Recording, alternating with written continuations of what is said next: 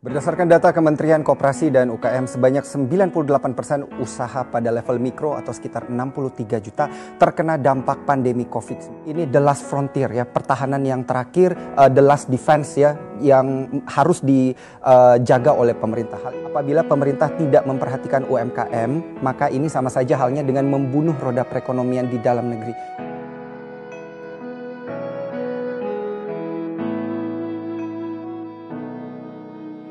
Ku lihat ibu pertiwi sedang bersusah hati, air matanya berlinang, mas intannya terkenang. Hutan, gunung, sawah, lautan, simpanan kekayaan, kini ibu sedang lara merintih dan berdoa.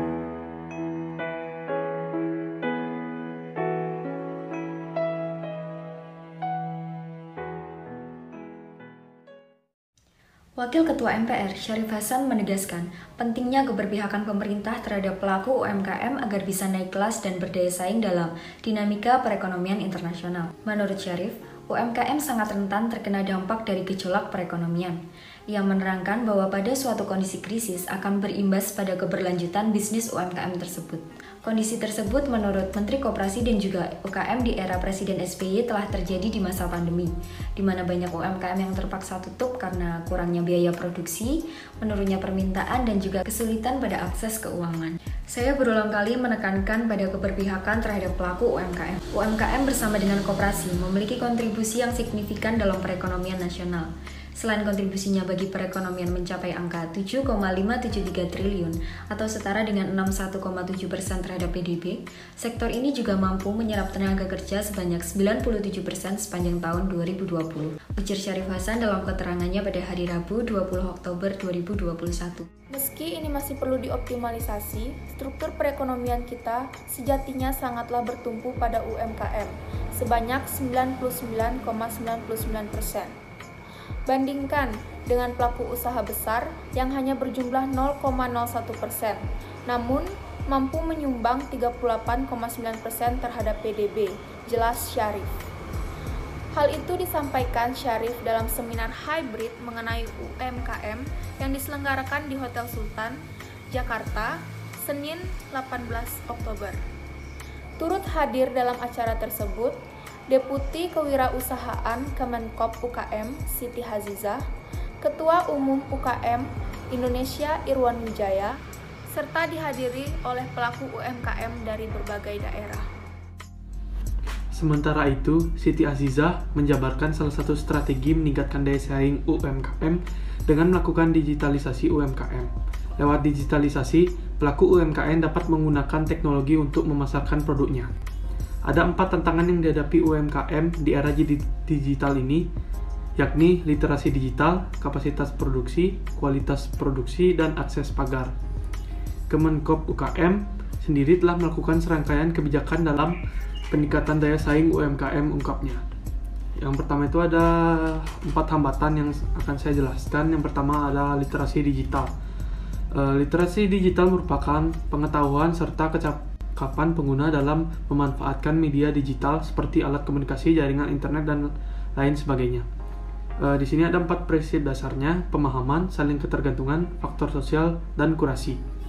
Manfaat literasi digital ini, yang pertama, kegiatan mencari dan memahami informasi dapat menambah wawasan individu.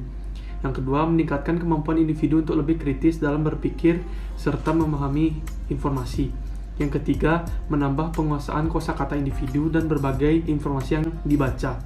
Yang keempat, meningkatkan kemampuan verbal individu. Dan yang kelima, literasi digital dapat meningkatkan daya fokus serta konsentrasi individu. Yang kedua ada kapasitas produksi, merupakan hasil produksi maksimum yang dapat diproduksi atau dihasilkan dalam satuan waktu tertentu. Jenis-jenis kapasitas produksi, yang pertama itu ada kapasitas desain, yang kedua kapasitas efektif, yang ketiga ada kapasitas efisien. Yang ketiga, kualitas produksi. Suatu kondisi fisik, sifat, dan fungsi produk, baik itu produk barang atau produk layanan jasa, berdasarkan tingkat mutu yang disesuaikan dengan durabilitas, reliabilitas, serta mudahnya penggunaan, kesesuaian, perbaikan, serta komponen lainnya yang dibuat untuk memenuhi kepuasan dan juga kebutuhan pelanggan.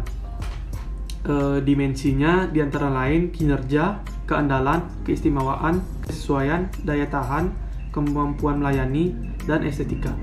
Yang terakhir itu ada market access atau akses pagar, menggambarkan kemungkinan perusahaan atau penjual untuk masuk ke pasar tertentu. Ketika akses pasar terbuka, ini berarti penjual dengan mudah masuk ke pasar, seperti perdagangan domestik dan perdagangan internasional.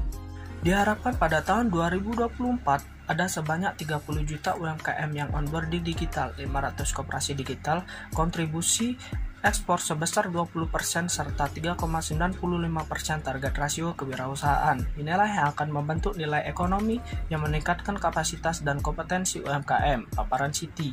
Di sisi lain, Irwan Wijaya juga menekankan pentingnya UMKM berhimpunan agar dapat memperjuangkan aspirasi dan kepentingan UMKM secara kolektif. Ia menguraikan UMKM yang berhubungan dengan platform digital telah mencapai 15,9 juta atau sekitar 24,9% dari jumlah total UMKM sebanyak 65 juta unit. Namun masih ada 3 kendala yang dihadapi oleh UMKM, yaitu keterbatasan SDM dalam literasi digital, membentuk platform digital, serta strategi pemasaran digital.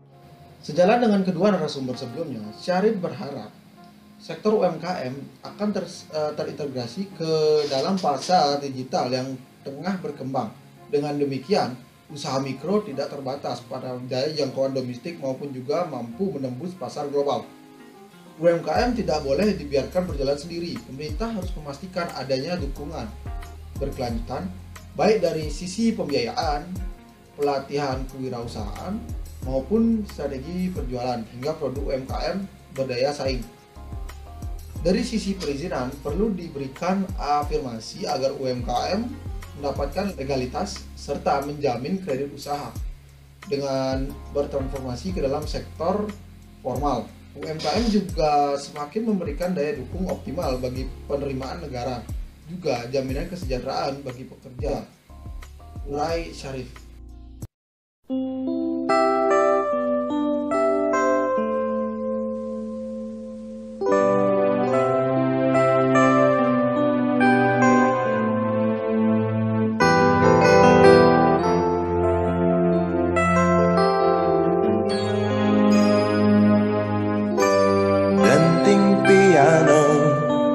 Kala jemari menari, nada merambat pelan di kesunyian malam saat datang rintik hujan bersama sebuah bayang yang pernah terlupakan.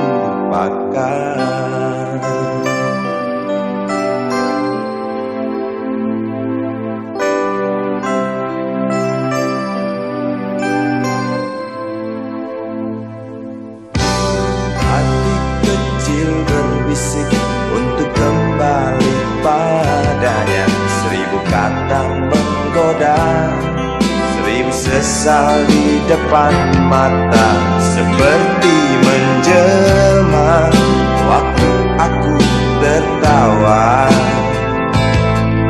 kala memberi